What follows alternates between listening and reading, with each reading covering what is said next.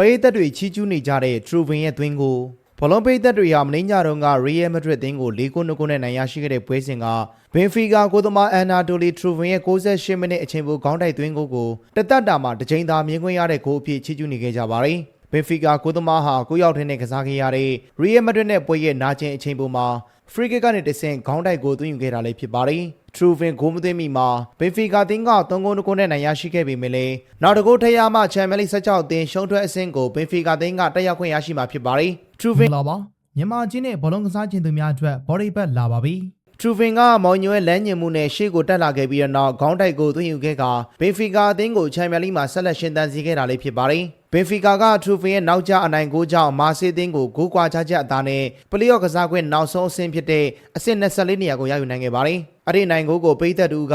လစ်ဘွန်းမှာကိုယ်တိုင်မြင်ခဲ့ရတယ်။အုပ်စုပွဲနောက်ဆုံးထိတွေ့မှု Benfica ကိုသမား Anatoly Truvin ကမော်ညိုရဲ့အသင်းကိုနောက်တစ်ဆင့်ကိုပို့ဆောင်ပေးခဲ့တယ်။ကွင်းကြီးတစ်ခုလုံးတုံလို့သွားခဲ့တယ်လို့ဆိုခဲ့ပါတယ်။အခြားတစ်ယောက်ကလည်းမော်ညိုရဲ့နီးပြဘဝ25နှစ်တာအတွင်းယူချင်စရာကောင်းတာတွေအများကြီးလုပ်ခဲ့ဘူးတယ်။အခုလေကိုသမားတူကနောက်ဆုံးမိနစ်မှာဂိုးသွင်းပြီးချန်ပီယံလိရှုံးထွက်အဆင့်ကိုတက်အောင်လုပ်ပေးလိုက်ပြန်ပြီးဘဝမှာတစ်ချိန်သာကြုံရမယ့်အဖြစ်အပျက်မျိုးပဲလို့ဆိုသွားခဲ့ပါတယ်။အခြားတစ်ယောက်ကလည်းမော်ညိုကနီးပြသက်တမ်း26နှစ်ရှိတဲ့နီးပြတူပါအခုအဖြစ်ပြက်နေတဲ့အဖြစ်အပျက်ကိုသူတော်မယုံကြည်နိုင်အောင်ဖြစ်နေတယ်လို့ဆိုသွားခဲ့ပါတယ်။ Real Madrid ကလည်း Benfica အသင်းကို4-2နဲ့ရှုံးနိမ့်မှုနဲ့အတူ Champions League ရှုံးထွက်အဆင့်ကိုတိုက်ရိုက်တက်ရောက်နိုင်ခဲ့ခြင်းမရှိခဲ့ပေပလေအော့ထပ်ကစားရအောင်မှလည်းဖြစ်ပါတယ်။